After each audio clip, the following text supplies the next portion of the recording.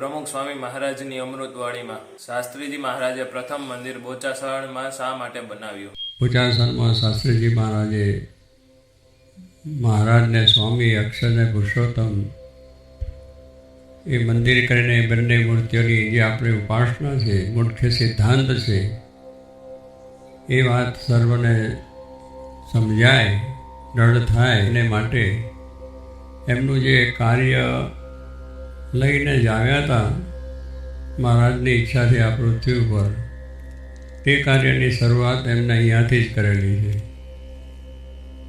અને બોચાસણ ગામ પણ એમને જ પસંદ કરેલું છે, કારણ કે જ્યારે મંદિર ક્યાં કરવું એની બધી સભા આનંદ મુકામે કિશોરલાલ પ્રાગજીને ત્યાં થયેલી, ત્યારે દરેકને કંઈક ઈચ્છા હતી જુદા જુદા ગામના ભક્તોને કે આ અમારે ત્યાં કરો, અમારે ત્યાં કરો, અમારે ત્યાં કરો. એ બધાએ વાત કરી પછી બધાને થયું કે હવે સ્વામીની ઈચ્છા હોય તો એ વાત એ કહે તો એ પ્રમાણે કરી. એટલે સ્વામીએ પછી ઈચ્છા દર્શાવી. એ બધા ગામ સારા છે, ભક્તો પણ સારા છે, ઉત્સાહી છે, સમર્પણ ભાવના છે, પણ શ્રીજી મહારાજનો સંકલ્પ બોચાસણની અંદર બંધ કરવાનો હતો. કાશીદામ મોટાને ઘરે લક્ષ્મીનારાયણની મૂર્તિઓ રાખેલી હતી. મહારાજ વનવિચર કરતા આવ્યા ત્યારે માંડવી નીચે રહ્યા હતા, ત્યારે એક શેઠિયાને ત્યાં લક્ષ્મીનારાયણની મૂર્તિઓ હતી. તે વાત કરી કે આ મૂર્તિઓ હું તમને આપું છું, તમે પધરાવજો. મહારાજ કે અત્યારે તો હું વન વિચરણ કરતો આવેલો છું, એટલે જ્યારે મારે જરૂર પડશે મગાવશું. એ મૂર્તિઓ પછી મહારાજ જ્યારે ગઢડાની અંદર બિરાજતા ત્યારે ત્યાં એમને મગાવવાની થઈને બે સંતોને મોકલેલા.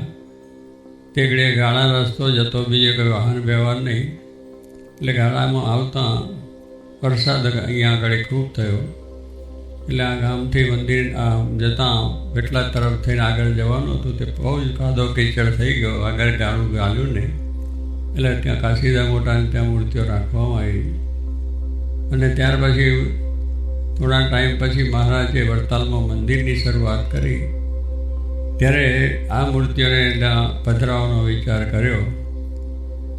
એટલે કાશીદામ મોટાને બધાને વાત કરી કે આ મૂર્તિઓ અહીંયા મોકલી આપો. કાશીદામ મોટા જરા નારાજ થયા કે મારે ત્યાં મૂર્તિઓ રહી, મેં સેવા કરી તો અહીંયા મારા ગામમાં જ આપ પધરાવો એ મારી ઈચ્છા છે. મહારાજે કહ્યું બરોબર છે, પણ હવે અહીંયા વડતાલ મંદિર તૈયાર થયું છે, માટે તમે રાજી થઈ અને એ મૂર્તિઓ અહીંયા મોકલી આપો કે જેથી અહીંયા મૂર્તિઓનું સ્થાપન થાય. અને તમારો સંકલ્પ છે તે પણ અમે પૂરો કરીશું. બોચાસણની અંદર મોટું શિખરવાળું મંદિર થશે અને મારા ભક્ત જે ગુણાતી તેમની સાથે હું બિરાજીશ. અને તમારા સર્વેના મનોરથ અને આખા ગુજરાતના, ભારતના અને બધાના મનોરથો દરેકના જેને જેને જ્યાં હશે તે બધાના આ દ્વારા પૂરા થશે એમ પોતે વાત કરેલી હતી. અને મહારાજ ત્યાર પછી 32 વખત આ ગામની અંદર પધાર્યા અને કાશીદામ મોટા પોતાના સગાવાલા લઈ જઈ અને સત્સંગ કરાયેલો છે. એવું આ પ્રસાદીનું સ્થાન છે. મહારાજે પ્રસંગ કરેલું છે અહીંયા મૂર્ત મંદિર કરવા માટેનું. એટલે શાસ્ત્રી મહારાજ કે આપણે ત્યાં જ મંદિર કરવું છે ને એ રીતે આ મંદિર થયું છે. અને આજકાલ કરતાં આપણને ખબર જ ના પડે એ રીતે 100 વર્ષ પણ પૂરા થઈ ગયા. અને 100 વર્ષનો ઉત્સવ છે એ આજે આપણને સર્વને ઉજવવાનો પ્રાપ્ત થયો છે, તો આપણા બહુ જ મોટા ભાગ્ય છે. આપણે બધા બહુ ભાગશાળી છે કે આવી સેવા મળી છે. એટલે બધાએ ખૂબ ઉત્સાહ રાખવાનો છે અને એવા ઉત્સાહથી સેવા કરવી છે કે બધા આવનાર માણસોને સર્વ પ્રકારે સંતોષ થાય. આપણી વાત છે પણ એમને લોકોને સમજાય અને એ સાંભળીને મનમાં દ્રઢ કરીને પોતાના ગામ તરફ જાય. ગમે ત્યાં ગુજરાત, ભારત કે આખા દુનિયાના કોઈ પણ દેશોમાં જાય તો પણ આ વાત લઈને જાય અને એ વાત પાછા ત્યાં જઈને બીજાને કરે. જેથી કરીને જે શાસ્ત્રી મહારાજ, યોગીજી મહારાજનો સંકલ્પ હતો કે આ જ્ઞાન છે એ દેશ પ્રદેશ સર્વ ઠેકાને આ જ્ઞાન થાય. યોગી મહારાજ તો કહેતા હતા કે આખા બ્રહ્માંડમાં સત્સંગ કરાવવો છે. હમણાં અમે મુંબઈ ગયા હતા, એમાં બધો એક ડાયલોગ સંવાદ સમજાય એમાં કે આ મુંબઈ રંગવું છે એવું યોગી મહારાજ બોલેલા. કોઈ ઠેકાને વળી બીજી રીતે દિલ્હી રંગવું છે ને આખો દેશ ભારત દેશને બ્રહ્માંડ રંગવું છે એવા એમના સંકલ્પો હતા. યોગી મહારાજના સંકલ્પો સામાન્ય નહોતા, એવા મહાન હતા કે જે આપણે તો સમજી જ ન શકીએ, વિચાર જ ના આવી શકે, બોલે એમાંથી આવું બધું થશે. પણ એમના સાચા પુરુષ હતા એ, અને એમના સંકલ્પો સાચા હતા. મહારાજની કૃપાથી એ સંકલ્પો એમના બધા ધીરે ધીરે પૂરા થાય છે. અને આ એક પણ એમનો સંકલ્પ હતો, એ પણ થયું. દિલ્હીમાં અક્ષરધામનો સંકલ્પ એ પણ બહુ સંપૂર્ણ સારી રીતે થયો છે. અને એ પ્રમાણે આપણે બધાને એ સેવા પણ મળી છે અક્ષરધામની. જે અક્ષરધામમાં આપણે જવું છે એ અક્ષરધામની સેવા આપણને બધાને મળી, અને બધાએ ખૂબ પ્રેમથી લાભ લીધો છે. ખૂબ પ્રેમથી ત્યાં આગળ દર્શનનો લાભ અને સમાગમ થયો છે. સેવા બધા એક ત્યાં તન મન ને ધનથી થઈ છે. અને અત્યારે પણ બધા મંડળો મારા પ્રત્યે જાઓ છો, જેને જેને અનુકૂળ હોય એ, એટલે સેવા ચાલુ જ રહે છે. ગામમાં દરેક સેન્ટરમાંથી યુવકો 5-50 જે અનુકૂળ હોય તો જાય છે, સેવા કરે છે.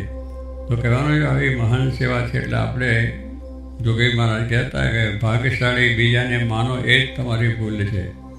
કેટલાક કહે છે કે આમાં આપણે શું આમ બીજાના ભાગ્યશાળી થઈ ગયા ને આપણે રહી ગયા. એ થઈ ગયા એ બરાબર છે ને આપણે થવાનું છે પણ બરાબર છે.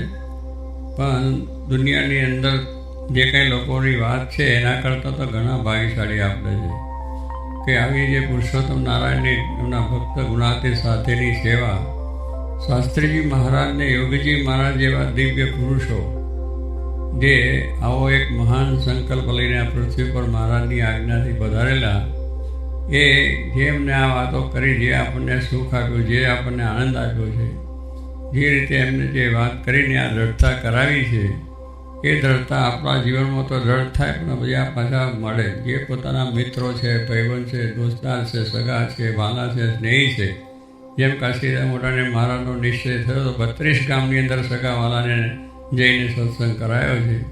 તેમ આપણે પણ આ વાત જ્યારે આપણે દ્રઢ થઈ છે તો એને આપણે વધારે રીતે સારી પ્રસારણ કરી આપણા સગા મિત્રોને વાત કરવી. વાત કરવામાં કસર રાખવી નહીં. સમજાશે નહીં સમજાશે, શું થશે કે આપણો અવરું લઈને કરશે, એ આપણે બહુ વિચાર કરવાનો નથી. મહારાજની વાત કરવી છે.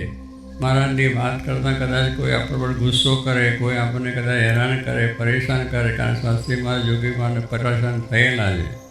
ઘણા દુઃખો, ઘણી મુશ્કેલી અક્ષરને પુરુષોત્તમ જ્ઞાન પ્રવર્તવામાં થયેલું છે. તો પણ એ નિડર થઈને અને મહારાજને આગળ રાખીને, મહારાજનું બળ રાખીને એમને વાત કરે જ રાખી છે.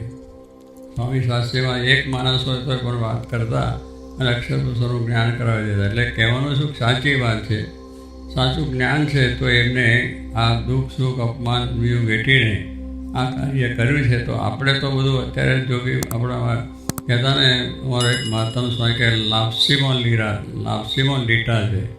પથ્થરમાં લીટો કરવો હોય, લોખંડમાં લીટો કરવો હોય તો કઠણ થાય, પણ જેમ શીરો છે એના આમ લીટો કરીએ બધું ભેગું થઈ જાય, પાછું કંઈ બહુ વાર ના લાગે ને શીરો તરત ઘરે ઉતરી જાય. એમ સ્વામી કહે છે કે આપણે અત્યારે બધી જાતની સગવડો થઈ છે, બધી જાતનું અનુકૂળતા થયું છે. વાહન વ્યવહાર બીજું ત્રીજું છે, સગવડો છે, રહેવાનો મકાનો છે, સારા મંદિરો, બધી રીતની અનુકૂળ છે. દેશ પરદેશ જઈને પણ તો આવી બધી અનુકૂળતા ભગવાને જ્યારે કરી છે તો આપણે તો ડબલ જોરથી કામ કરવું જોઈએ અને ડબલ ઉત્સાહથી થવું જોઈએ. જો કે મારે કે સંપ સુરતમાં એકતા હશે તો દુનિયામાં કોઈ અશક્ય વસ્તુ નથી. બધી જ વસ્તુ આપણે કરી શકીશું.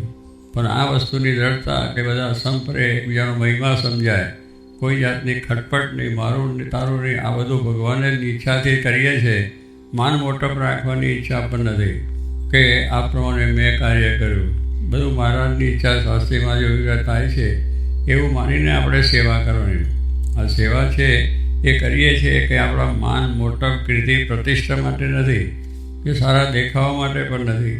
એક જ વસ્તુ છે કે આ સેવા મળી છે એ જ મોટા ભાગી.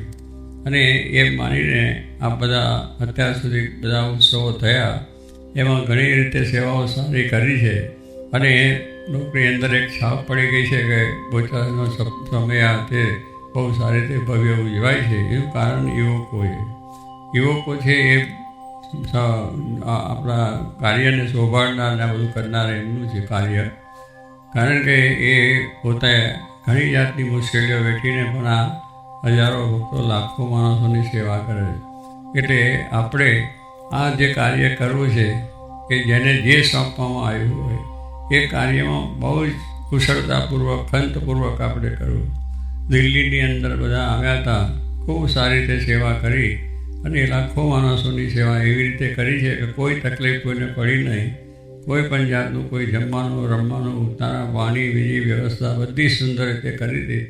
તમે તમારા પોતે સુખ તમે પણ મુશ્કેલીઓ વેઠેલી છે તે વખતે વરસાદ આવે વાવાઝોડું આવે ફલોનું આવે તો પણ કરી છે. ખરેખરી દેહથી મનથી ને તનથી પણ કરી છે. તો કહેવાનું શું છે કે એ સેવા છે એ આપણું ભગવાન શ્રીજી માને ચોપડે જમા થઈ ગયું. બીજા કોઈ જમા લે કે ના લે એની બહુ તથા ના કરી. દુનિયા તો બધું આમે બોલશે ને આમે બોલશે, એનો કોઈ નિર્ધાર નથી. અને એ માટે આપણે વિચારી નથી કરવાનું કે આમ કેમ બોલે છે. બોલવાનું એટલે બોલે છે, આપણે આપણું કામ ચાલુ રાખ્યું છે ને રાખવાનું છે. એટલે એવી પણ ક્ષોભ નથી કરવાનો. પણ જે અક્ષરધામમાં થયું એનો પડદો ખૂબ પડ્યો છે. એમ આ શતાબ્દી ઉત્સવ એ પણ આપણે એવી રીતે ઉજવવો છે. અને આપણે જે તન મન ધનથી સેવા છે તો આ તનની સેવા એ તમને મળી છે. શરીરથી જે સેવા છે એ પણ બહુ મોટી વાત છે. એનો પણ મેળાવો છે. મનથી કરવાની છે કે ભગવાનને અંદર નિર્દોષ છે એમનું કાર્ય છે, એમાં પણ આપણે માયા નથી. એમાં પણ આપણે નિર્દોષ ભાવથી જ કરવાનું છે કે આમ થયું ને આમ થયું. કોઈ બોલે, લોકો બોલે કે આ બધું આ મોટા મોટા કરીને મોટા ખર્ચા કરે છે, આમ છે ને આમ શું છે ને આ રહ્યું. એ બધું વસ્તુનો આપણે વિચાર કરવાનો નથી.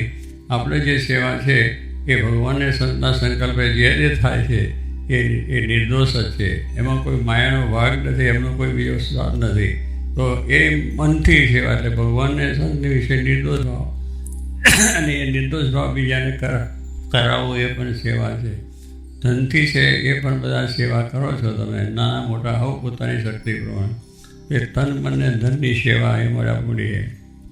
હું તનને ભેળો તમારે બધાને પડશે. આ સમયમાં 3-4 દિવસમાં ઘણા વહેલા આવી ગયા છે. હજુ પાછળ પાછા પોતાને આ બધું સમેટવા માટેની પણ સેવા છે. તો આ બધી સેવા મળી છે એમાં બધાએ એવા ઉત્સાહથી કરો કે આપણો દરેક ભક્તો જે આવ્યા છે બધા રાજી થાય. એ તો બધા રાજી થાય, પણ સાથે સાથે આપણે એક જ વાત કરવાની છે કે ભગવાનને સંતને અર્થે શું ન થાય એ આપણે બધાએ લોયાના ત્રીજાની વાત કરીએ છીએ. અને એ રીતે આપણે બધાએ પોતાનું વ્યવહારને સંસારનું કામકાજ મૂકીને આ સેવામાં જોડાઈ ગયા છે. એથી મહારાજ રાજી થયા, સ્વામી રાજી થાય, ભગતજી મહારાજ, શાસ્ત્રી મહારાજ રાજી થાય, એ આપણો ધ્યેય છે. મહારાજે કહ્યું કે જે કરવું, કથા વાર્તા કીર્તન ભજન ઉત્સવ સમયા પીરસવાનું મળ્યું, કોઈને પાર્કિંગનું મળ્યું, કોઈને બીજા વિશે સેવા મળી, દરેકને જુદી જુદી સેવા મળી છે. તો એનો આપણે સમજીને આ બધી સેવા કરીએ છીએ. તો કહેવાનું શું છે કે સેવા આપણને મળી અને એને આપણે મહિમાથી જેટલી સેવા થશે, ઉત્સાહથી જેટલી સેવા થશે એટલા મહારાજ રાજી થશે. એટલે આપણે અહીંયા આવું નથી કે મને આ સેવા મળી ના મળી, કોઈને વધારે મળી, કોઈને મોટી મળી, મને બધું બધા કાદો તરણો સાફ કરવાની મળી. બધી સેવા સરખી છે માન લેવાની. જે ખુરશી ઉપર બેસતા હોય કે કાં બીજા ફરતા હોય, કેટલાક તરણો કેટલાક જમવાના પેલું ફરતા બધું કરતા હોય. એટલે આ જેવા જે કોની છે શ્રીજી મહારાજ, શાસ્ત્રી મહારાજ, યોગીજી માને સેવા. આ કંઈ સામાન્ય માણસની નથી. આપણા વ્યવહારમાં હોય તો આપણે જરા થાય કે આમ ના મળ્યું. આ તો ભગવાનની સેવા એટલે બધે મોટા લાખોપતિ હોય ને ગરીબ હોય, બેની સરખા સેવા છે. એ રસ્તો સાફ કરે, જાજરું સાફ કરે અને બધી રીતનું કામકાજ કરે અને બીજો ખુરશી ઉપર બેસીને સેવા કરે. બધાની સરખી છે. ભગવાન બધાને સરખી રીતે જુએ છે. એમની દ્રષ્ટિમાં કોઈ આ નાનો મોટો નથી. એટલે આપણે નાના મોટા છે જ નહીં. ભગવાનની સેવા તો બહુ મોટી વાત હોય. ભગવાન કૃષ્ણ પરમાત્માએ પાંડવોએ મોટો યજ્ઞ કર્યો તો એની અંદર એમને આ પ્રમાણે સેવા કરેલી. શું કે બધાને આપણે જેમ જુદી જુદી સેવા સોંપી છે એમ બધાને સેવા સોંપવામાં આવી પાંડવોએ. તો કૃષ્ણ પરમાત્માની સેવા શું આવી કે બધા જે માણસો જમે છે એના આંખમાં પધરાવવાનો અને જે આવે એના પગ ધોવા મોટા માણસોના. આવી રીતની નીચામાં નીચી સેવા કહેવાય. જે પ્રમાણે આ માણસો આવે એના આંખમાં પધરાવવાનો હોય તો આપણે જાણો છો કે આપણે જમણવાર થાય છે તો કોણ ઉપાડે પધરાવવાનો? એ તમે જાણો છો કે સામાન્ય માણસો જે હોય એ બધા પધરાવવાનો ઉપાડે છે. તો એવી હલકી નાની સેવા કરી મહારાજે સેવા કરી છે. તો કહેવાનું શું છે કે એમ નાની સેવા કરતી નાના નથી થતા, ઉલટું વધારે છે. એટલે એવી જ ભાવના રાખવાની, જે સેવા મળી છે મારા માટે મહત્વ છે. કોણને રાજી થાય કે ભગવાન રાજી? તો મોટા જે કરશે એને ભગવાન રાજી છે, આપણે રાજી છે. તો નીચી ટેલ મળે તો માને ભાગે જો, એમ લખ્યું છે આપણને કે નાનામાં નાની મળે. આપણે એવી ઈચ્છા જ રાખવી મને આ મળે તે સારું. જ્યાં અહીંયા આગળ આપણે જે આપણા કાર્યકર્તાઓ છે, આપણા જે મધ્યસ્થ કાર્યાલયના જે આપણે યજ્ઞપ્રિય સ્વામી છે, એટલે એ યજ્ઞપ્રિય સ્વામી બહુ આપણે પહેલેથી જ આમાં જોડેલા છે. ખૂબ બધી એની વ્યવસ્થા શક્તિ છે, બધાને સારી રાજી રાખીને કામ કરે છે અને બહુ સારું કાર્ય છે. તો કહેવાનું શું છે કે એવા એક કાર્યકર્તા લીડર પણ આપણને એવા સાચા મળ્યા છે. તેમના આદેશ મુજબ, એમની ઈચ્છા મુજબ આપણે બધું જ કાર્ય એવું સરસ કરીએ કે જેથી કરીને આપણો જ્યાં કહે ને કે ડંકો વાગી જાય. જોગી માટે ડંકો મારવો છે તો આ ઉત્સવથી એવો ડંકો મારે કે આખી દુનિયાની અંદર જય જયકાર થઈ જાય અને સર્વને આ જ્ઞાન પ્રાપ્ત થઈ જાય.